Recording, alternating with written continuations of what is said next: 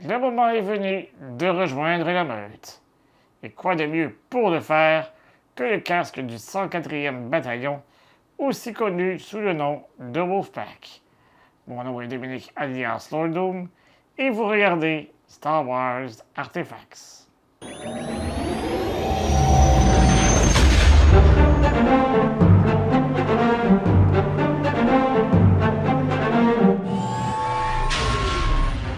Ce casque fait partie des nombreux produits lancés à l'occasion du May the 4th.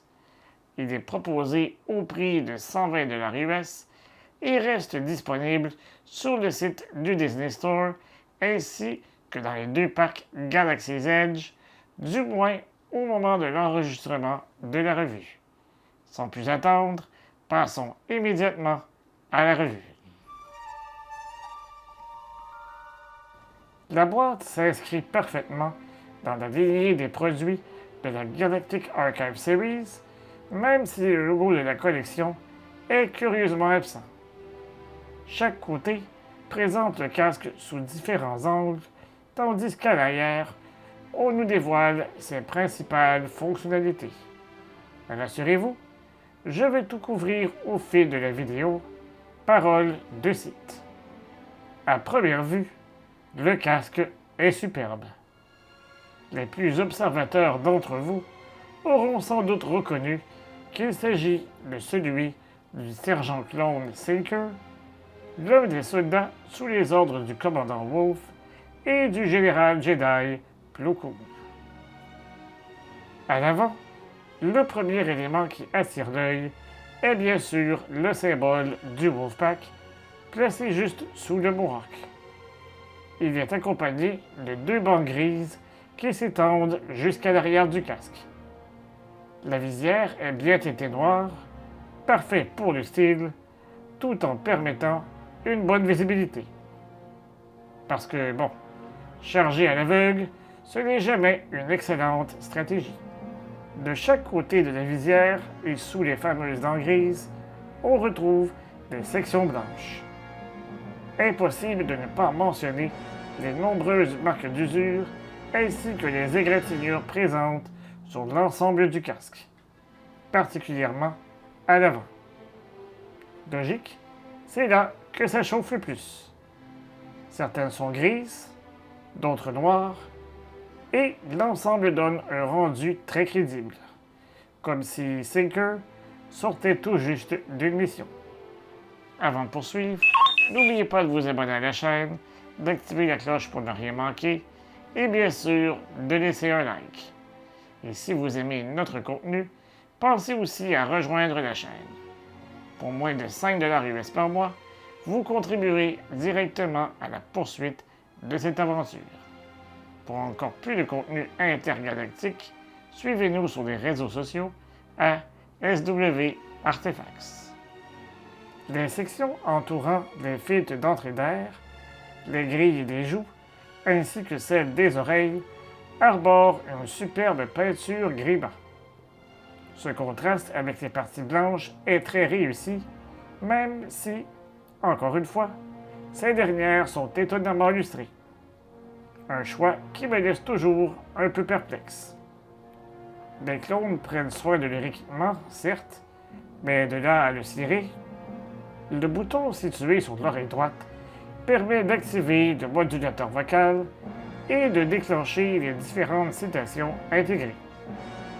Pour changer de mode, il suffit de faire glisser le petit interrupteur situé à l'intérieur du casque de droite à gauche ou inversement.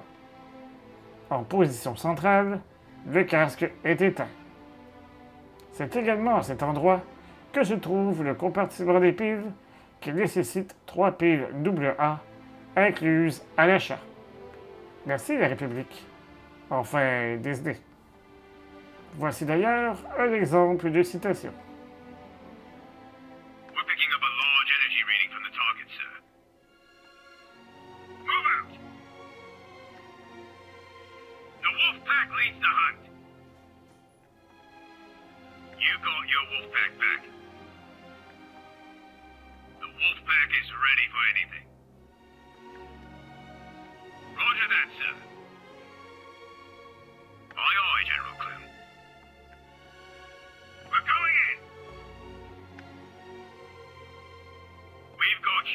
outnumbered. Aye, aye, General Clem. We're picking up a large energy reading from the target, sir. C'est au niveau du Mohawk que se trouve le haut-parleur. Sur le côté du casque, une fente permet de l'élargir pour faciliter l'enfilage. Parce que oui, même dans la bordure extérieure, on apprécie un peu de confort. L'arrière du casque est beaucoup plus sobre, avec moins de détails et surtout moins de marques d'usure, ce qui est tout à fait logique. L'intérieur du casque reste assez simple, comme pour les autres casques de clones de cette gamme. Il est toutefois possible d'ajouter les 3 coussinets fournis afin d'améliorer le confort. Ceux-ci se fixent à l'aide de pastilles de velcro incluses. Simple, efficace et approuvé par la République. Même s'il s'agit de la 5e version du casque de clone phase 2 produite par Disney, celle du 104e bataillon me plaît énormément.